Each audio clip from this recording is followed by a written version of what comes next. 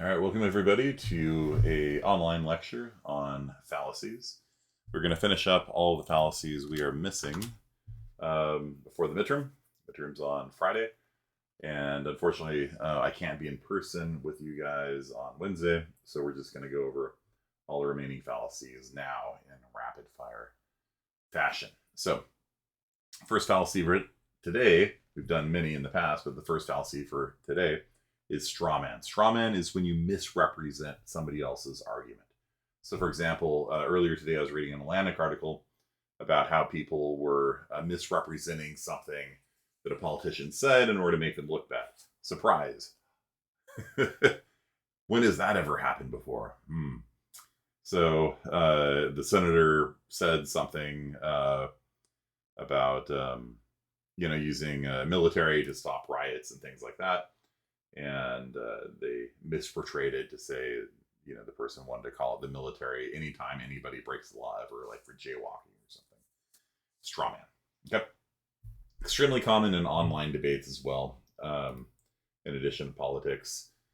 So, for example, if somebody says they're an atheist, they don't believe in God, or any God for that matter, they're an atheist, then common Christian response or religious person response might be, so you must consider murder to be morally acceptable because humans have, if you don't believe in God, you must believe all these horrible things, and it's not true. Like atheists can have, objective moral frameworks as well. They obviously can't use divine command theory, but they can use Kantian ethics or utilitarianism or something like that if they are a objective, moral realist, kind of thing. On the flip side, atheists oftentimes will strawman Christians by saying things like, "Oh, you're a Christian, you must want to, insert whatever horrible thing you want here. You want to torture people that disagree with you, let's say." And it's not really good, just from the standpoint of like the health of society in general. Straw manning is really like when you don't even understand what the other side believes. Like if you actually like straw manning as like a political tactic, like, oh, my opponent said this horrible thing, to just get elected, that's one thing. But like if you honestly think the other person believes something horrible, like that's not good for society. Like everybody on the other team is just evil, like it just, they're horrible people, because you actually believe the straw man version. And so it's really important to get to understand what people different than you believe, and B, when you represent their ideas, to try to do so honestly and fairly. For example, I'm not an atheist, but at the same time, I don't like it when Christians say, well, because you're an atheist, you can't have objective morality. It's not correct, and it's not fair to them, and it's not helpful when you are having a conversation with somebody to just blatantly misrepresent what they say. It's irritating, when they do it to you. And just in general, though, like it's like I honestly think that a big part of why our society is like so tense is because like a lot of people just don't understand the other side, and I think strawman is part of it, because you hear from your friends what they believe, but you don't actually hear from them what they believe. And so strawmans kind of take over the discourse. Here we have an actual example. I think that it's a good idea to allow more commercial logging in international forests. I would hate to see Yosemite clear cut. Why would you? Or Trump wants national forests to be clear cut. Like, so there was a case a while back in Yosemite where an environmental group sued Yosemite to stop them from doing timber removal, but like brush removal. Like there were some areas of the valley floor that had overgrown with too much flammable material, and they sued to stop the removal of these trees and brush, saying that it was timbering.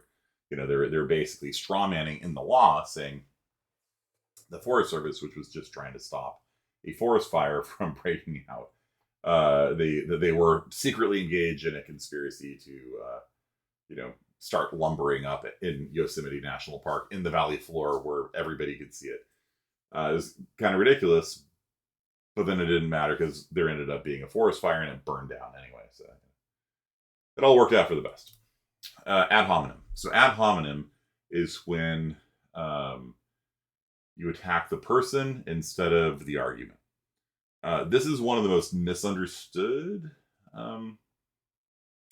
fallacies out there, because a lot of people think that ad hominem is when you are calling the other person a doo-doo head or something like that.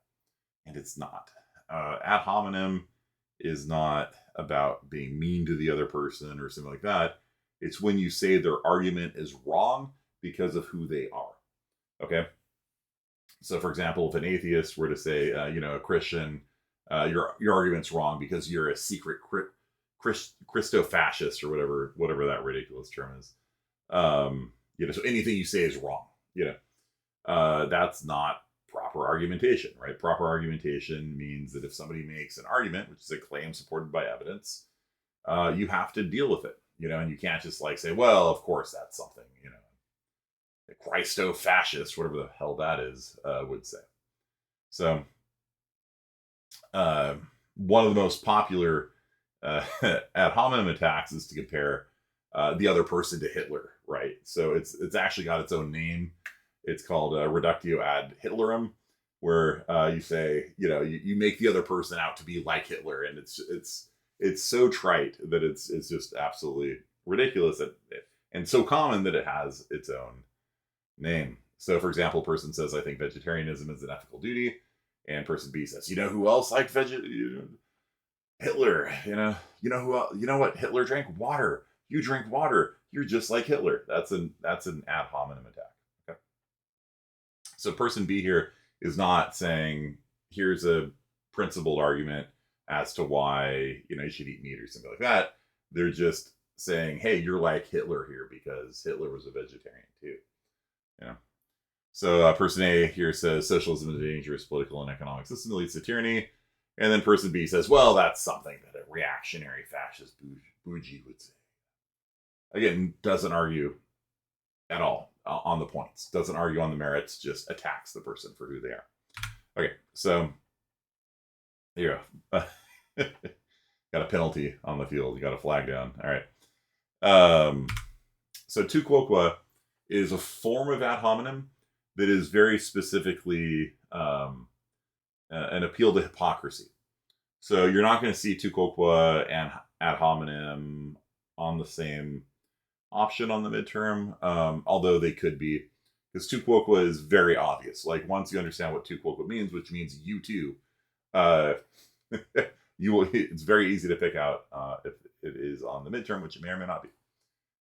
It certainly appears on the answers on the midterm. You know what I mean? There's 4 possibilities. Tu quoque appears on the possible answers, at least. I can tell you that much.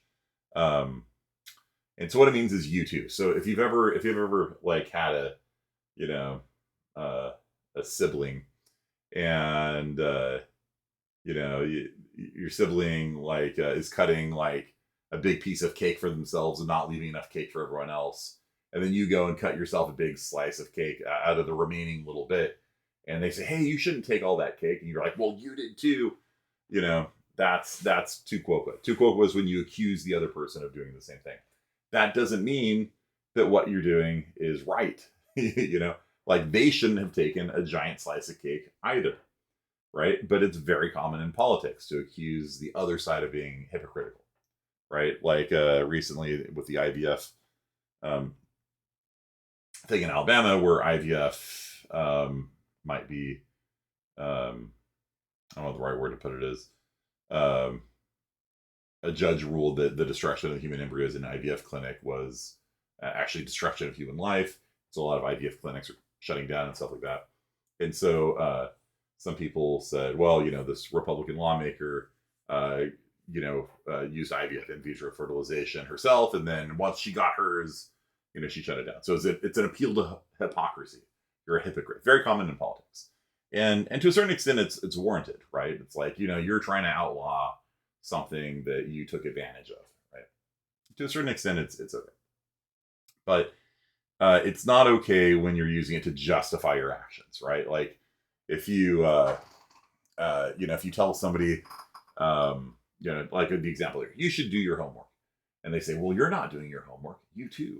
You also are not doing your homework. Both of you probably should be doing your homework. You know what I mean? Like, it's not an excuse. Just because I'm not doing my homework doesn't get you off the hook for having, you know what I mean? Like, if I tell you you should be doing your homework, I'm right, probably. I don't know. Don't know what the situation is. It's hypothetical. But if I say, hey, you should do your homework, if you say, well, you're a hypocrite, so what? You still probably should be doing your homework, right? It's still wrong for, the USSR was very famous for this. So like the US would be like, hey, you keep sending people straight to Gulag, and the USSR is like, yeah, but you've got lynchings going on in the South. It's like they're both wrong. It's not an excuse. Like, it doesn't get you out of trouble more with the moral police, whoever that is, which I don't know. There's no world moral police, but if there was, like, it wouldn't get you out of trouble by just saying, well, he's doing crimes too. Well, okay, great. You arrest a criminal. Well, why didn't you arrest him? He committed a crime too. All right. Like, it doesn't get you out of jail. I've caught students cheating, right? I've caught students cheating, and they're like, well, everyone's doing it.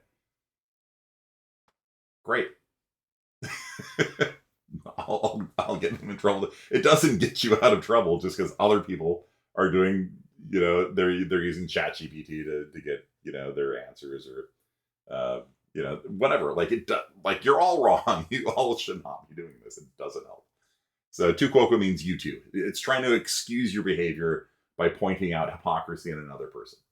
And the phrase the pot calling the kettle black is, exactly, like, hey, you're wrong, and the other person's like, well, you do the same thing. It doesn't help. It doesn't address the criticism. If I say ChatGPT, using ChatGPT without permission is cheating, and I catch you cheating using ChatGPT, you're like, well, other people do it. That doesn't address the argument. The argument is you have been using ChatGPT to write your essays. That's it. Like, it's not a counter argument to say other people do it too. Okay. So, appeal to ignorance. So this is probably, ironically, one of the most misunderstood fallacies out there. Appeal to ignorance is not when somebody's ignorant, because that would be all the time. Okay. Appeal to ignorance is very specifically when you say, I don't know why something is, therefore you conclude something from it. So, I don't understand where the universe came from, so God did it. The common Christian argument. Not a good one. It's a bad argument. I don't understand how science could exist, so God did it. It's a terrible argument. Contrariwise, atheists saying, well, we don't know where the universe came from, so it's probably not God. Not also a good argument for the same reason. It's also an appeal to ignorance. I don't know why X, therefore Y. I don't know how all of you did so well. This is from what's the name of the movie? Stand and Deliver? Stand and Deliver? Is that the name of the movie? Stand and Deliver. Yeah. That's one. Okay. So, Jaime Escalante was a teacher, and introduced calculus at a school that did not have, let's say, a good academic reputation. There was not a very good school, and he introduced a AP calculus program, the AP test. And so the school, in real life, they kind of compressed it for the movie, but basically the students who had always done horribly academically, all of a sudden were like passing the AP test, the AP calculus test. And so the Educational Testing Service, which is now, I think, the College Board, right? Wrong.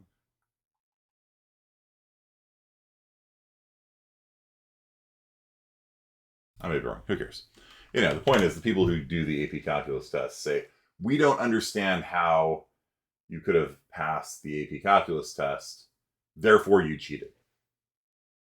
They didn't have any evidence the students cheated, other than the fact that they all sort of made the same mistake the same way, which could be explained by the fact they had the same teacher who might have made a mistake and they copied.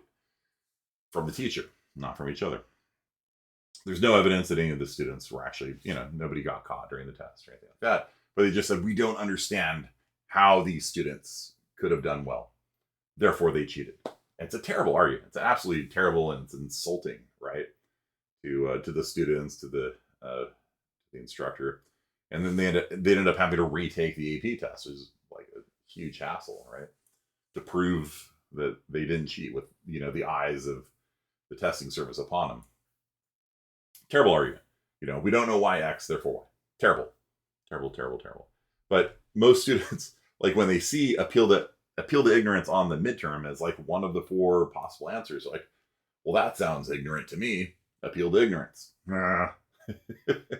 Nah. Look for the form. I don't know why X, therefore Y. That's the form of appeal to ignorance, not just any ignorant statement. Okay. So, correlation is causation.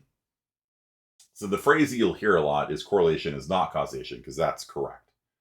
The fallacy is correlation is causation. And so just because 2 variables move the same way doesn't mean they cause each other.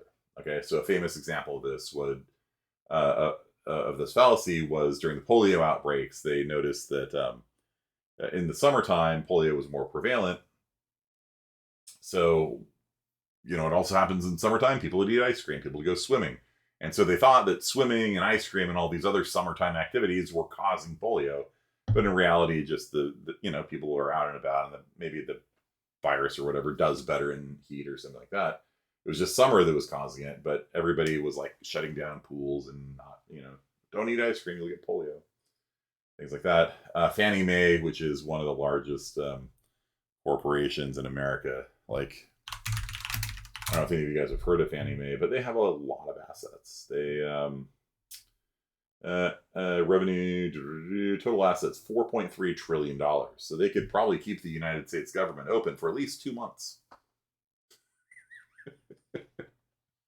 If they were fully repossessed and liquidated, just based on how quickly we spend money these days.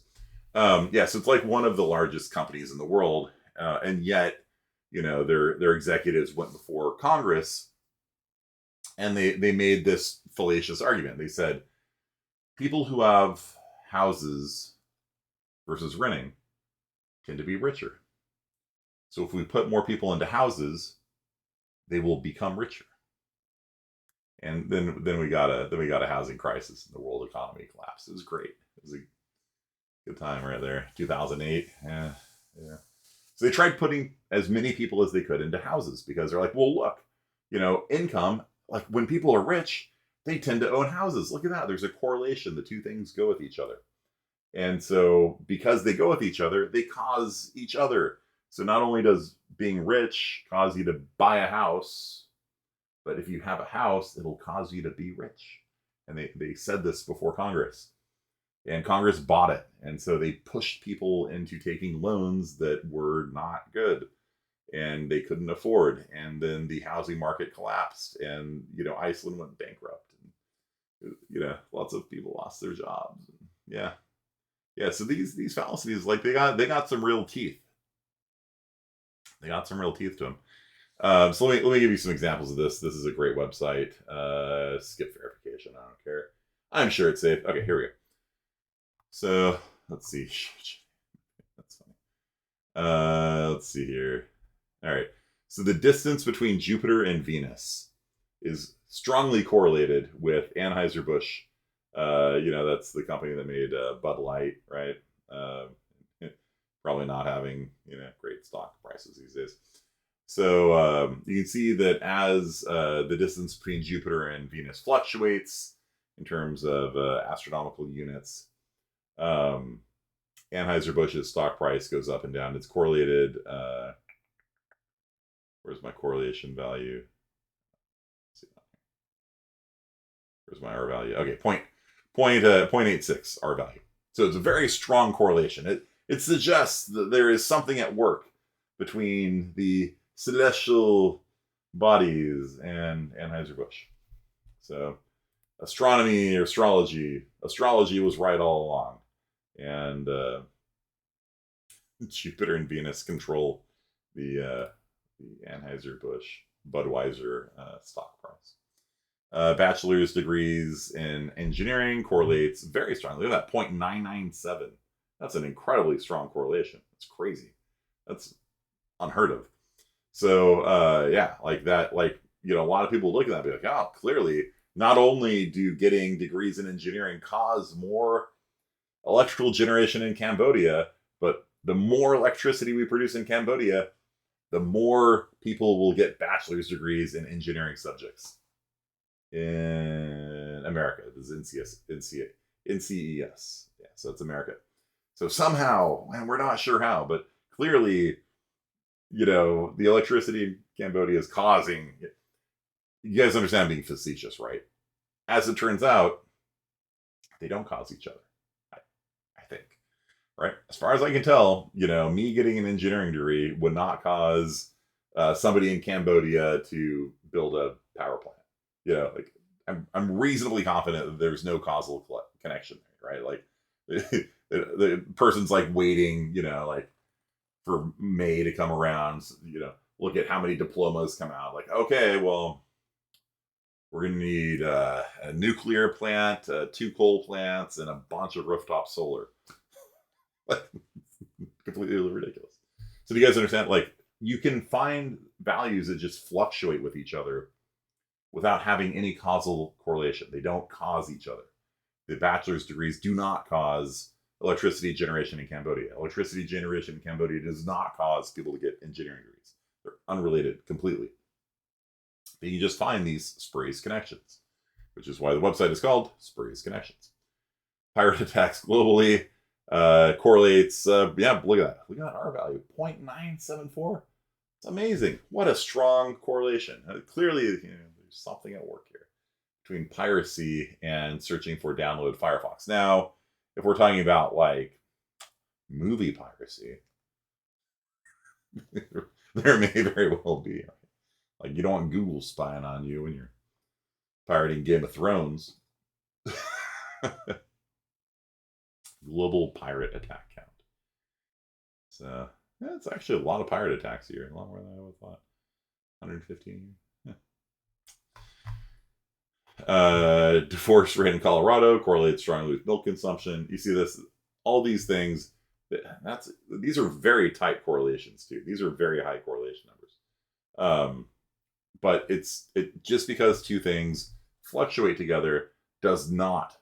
I'm not being sarcastic. It does not mean they cause each other. Sometimes it's just a coincidence. And then sometimes, like the case with polio, there's some third variable that you're not aware of that is causing both of the things to fluctuate the same way.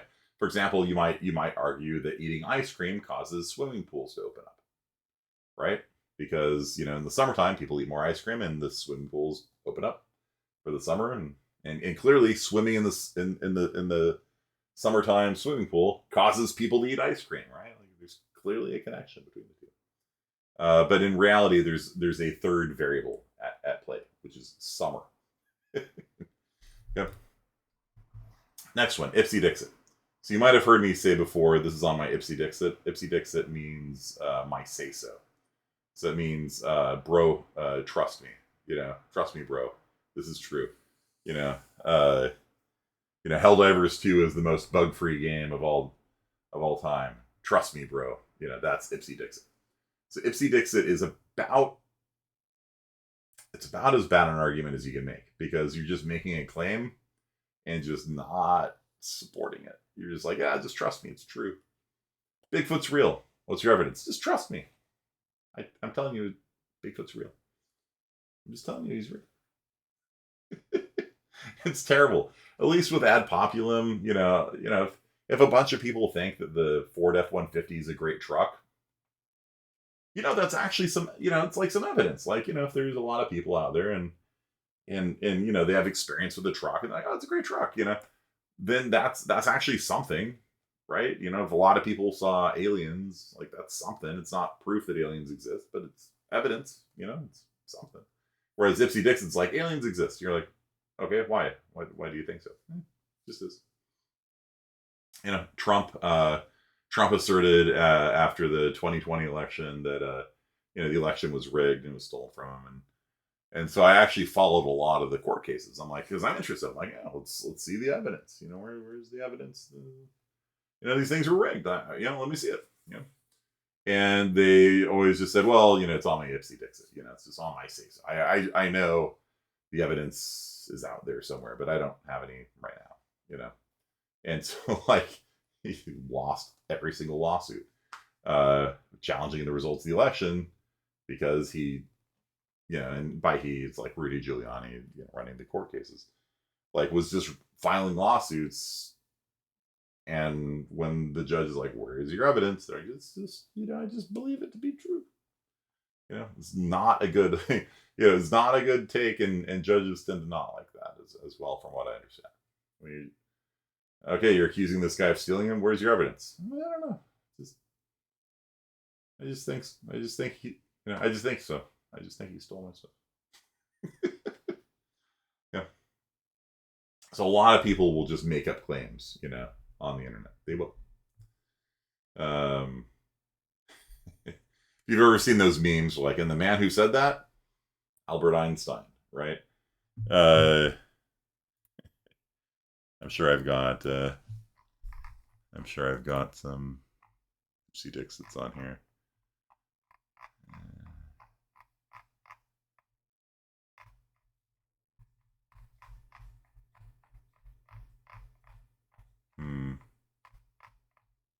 I posted one.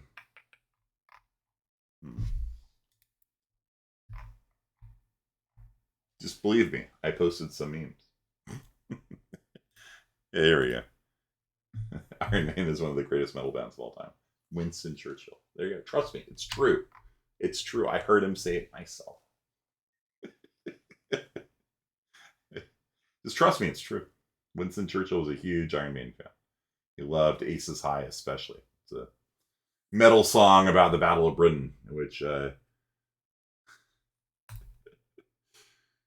brave British pilots fought off the Nazis. Winston Churchill jammed to that song every day. Ipsy Dixit, just asserting something to be true. No evidence that Winston Churchill ever said that, because he didn't. He was, if you guys don't understand, Winston Churchill died a long time ago, like well before Iron Maiden. Actually, when did Churchill die?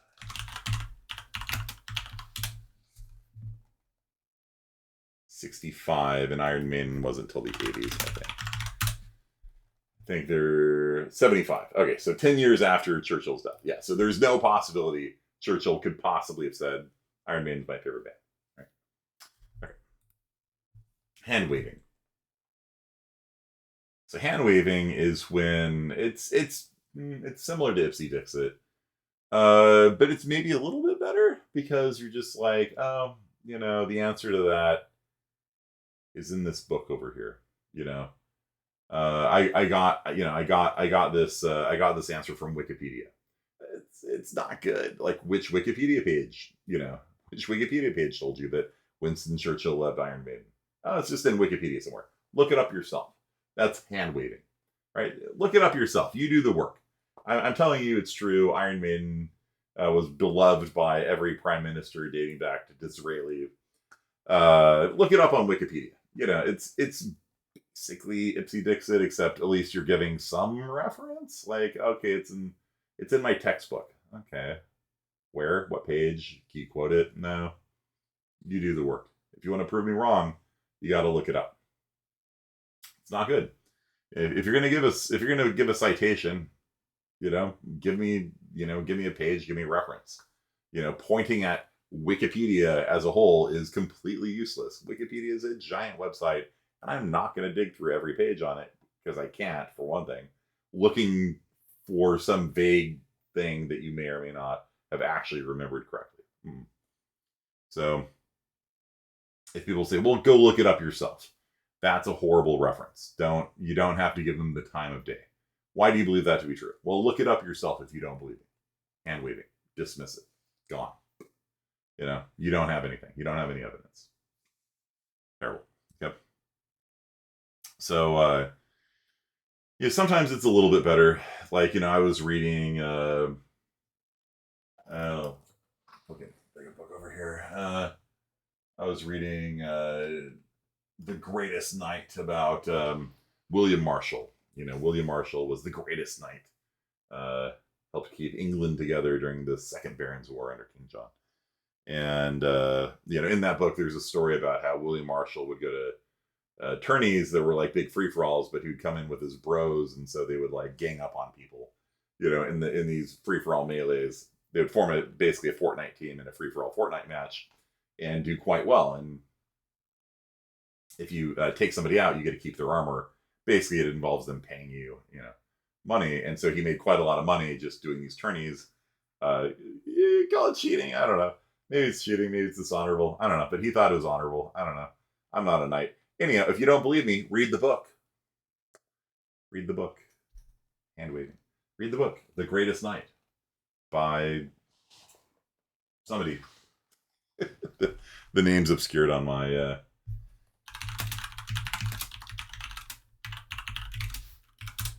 bookshelf. It's blocked. The Greatest Knight by Thomas Asbridge. There you go. So if you don't believe me, look it up in the book yourself. So sometimes that's better than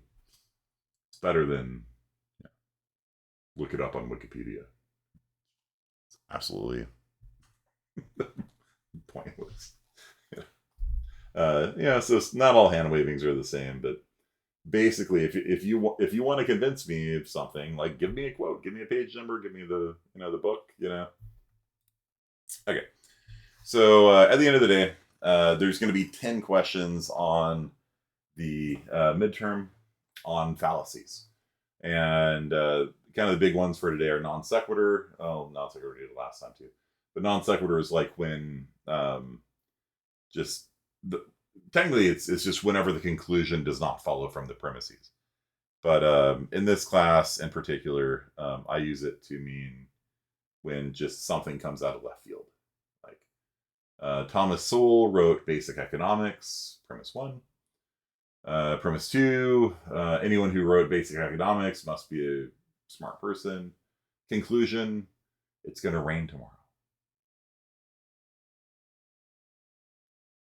What? Where did that come from? The UN tweeting, COVID-19 was caused by the patriarchy. Like, it was caused by a virus, but if you want to make an argument to me, it's caused by the patriarchy, go for it. I'd like to see it. But if you just say, on one hand, COVID-19, on the other hand, patriarchy, and there's no connection between the two of them, it's a non sequitur.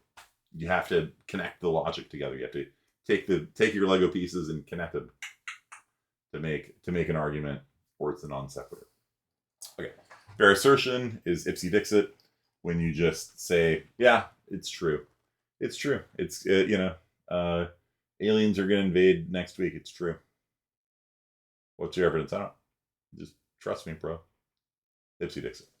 And then hand waving, when you provide a reference that is too vague to be useful, or tell people to look it up themselves. It's kind of shifting the burden of proof, right? So instead of me needing to provide evidence, the Battle of Sitka was in 1803. Instead of me needing to provide evidence, I just shift it onto you. Well, if you want to prove me wrong, you need to look up when the Second Battle of Sitka is. And because I'm just too and most people are lazy, right? Like,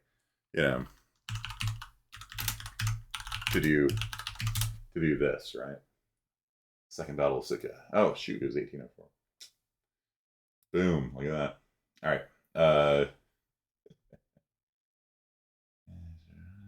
1799, 1802, and 1804. Dang it! I got bracketed. So, because I don't want to look it up myself, right? So I just say, oh, trust me, bro. Battle of Sitka was in 1803. Look it up yourself if you don't believe it. Hand waving, right? Hand waving is the ultimate lazy person fallacy, just because they don't want to take the time and effort to find a citation and provide it, or they know they don't have a citation, they know they don't have anything, but they want to pretend that they do, and so they tell you to like look it up yourself in Wikipedia somewhere, or go read a history book. That's a great hand wavy one. If you don't believe me, go read a history book. Well, which one? Any history book. It'll tell you you're wrong. How? Where? Why? Just read it. Then come back to me once you've read it. Every history book. You have to read every history book, and then you'll know you're wrong. Bye. that's like 90% of internet debates in a nutshell. When somebody doesn't know what the hell they're talking about, they pretend they do. They tell you to look it up yourself, and then they run away when you actually bring the receipts and be like, "Yeah, look, I read the book on the battles of Sitka, and it says you're wrong. It was actually in 1804 instead of 1803." Bye. Yeah, except they don't say bye. They just don't answer. It's weird. It's funny. It's disconnected from the internet. All right, let's talk about your midterm a little bit. So the midterm, I just finished it. It's 3:00 in the morning right now.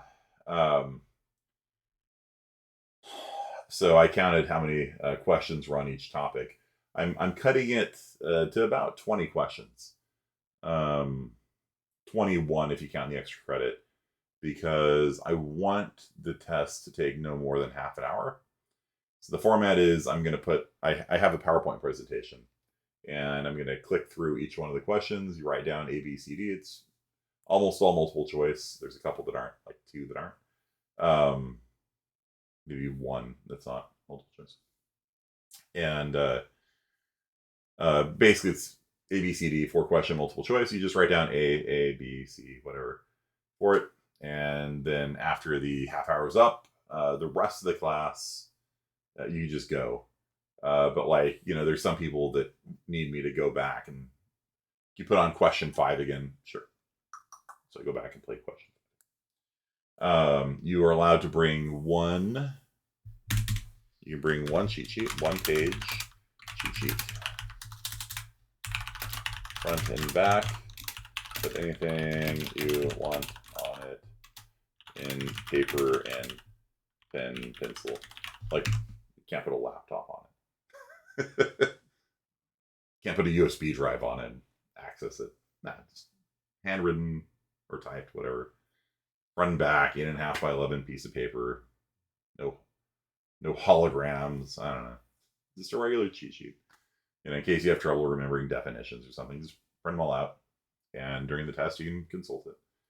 So it's going to be 20 questions. You're going to have the whole hour to do it. So there's zero time pressure on this. Like, it should take 20 minutes to do the midterm. And I'm going to give you guys 3 times the amount of time it should take. Okay, so here's the question breakdown. I just went through and counted. 10 of the questions are on fallacies. So half of the midterm is on your ability to recognize fallacies. We've gone over more fallacies than there are questions, so who knows which ones will be on there. I do. But you don't. So you're going to have to learn all the fallacies, and then hope the ones you studied are the ones that appear on the midterm. All right, there are 5 questions on ethical frameworks, which is like virtue ethics, utilitarianism, Kantian ethics, deontology, divine command theory. Like, that stuff you should know pretty well by now, hopefully. We've had like 3 quizzes on it. You should be able to do fine on that. The questions are not trick questions. They're all pretty straightforward. In general, my questions aren't trick questions. Like, there's usually some phrase like, it is your duty to... and you're like, okay, it's Kantian ethics, right? If pleasure outweighs pain, utilitarianism. So there's usually giveaways, in each one of these things, so you can recognize which ethical framework people are using. And it's really important to understand and be able to recognize when people argue from a certain ethical framework, like, because then you understand them, for one thing. Like, is what I was talking about earlier, like with straw man. Like, when you understand people, it's good. You don't get these horrible misunderstandings that are taking place in our country right now. But also it allows you to debate them, right? Like, if somebody's a utilitarian, they consider maximizing, if you're an ethical humanist, maximizing pleasure, minimizing pain as good. That is what is good. And so you might have to engage them on their own terms, on their own, ethical framework, when you're discussing if some topic is good or evil.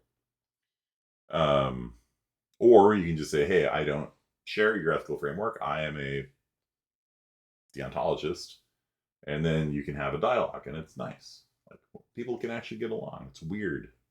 It's weird that people with different ideas and beliefs can actually talk and get along. It's crazy. But it's true. I've done it. I remember sitting around a table, and there was like a Republican from New York there. I was like, wow. He's like, yeah, everybody in my county is Republican. Almost. What? He's like, yeah, there's more to New York than New York City. I'm like, that's a good point. There's New York State, not just New York City. It's a good point. And then there's a communist, like just people with different beliefs. And you just talk to people that disagree with you, and it's crazy. You can actually have a good conversation and be friendly and share ideas. And it's a wild experience to not, just immediately call somebody a horrible person because they disagree with you. It's a cool feeling. And so a big part of the reason why I teach this class is because I've had these really positive experiences in the past, usually in person, not online. Online's a terrible place to talk with people.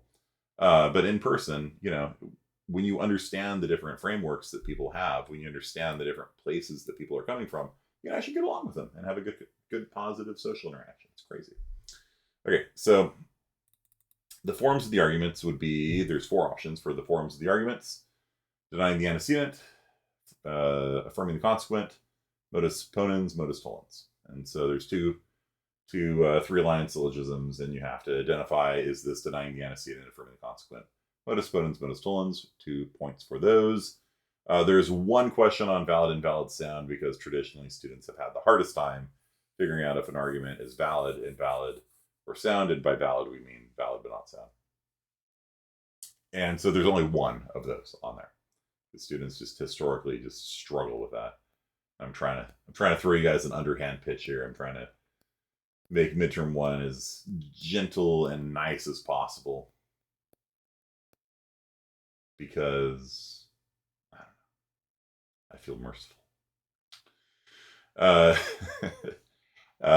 Study the truth tables. This is on the textbook. Or like X ANDed with Y, ORed with the NOT of Z, this kind of stuff. Study that. There's 1 question on it. It's not super intense. 1 question on the theory of truth. Remember, there's consensus, coherence, correspondence.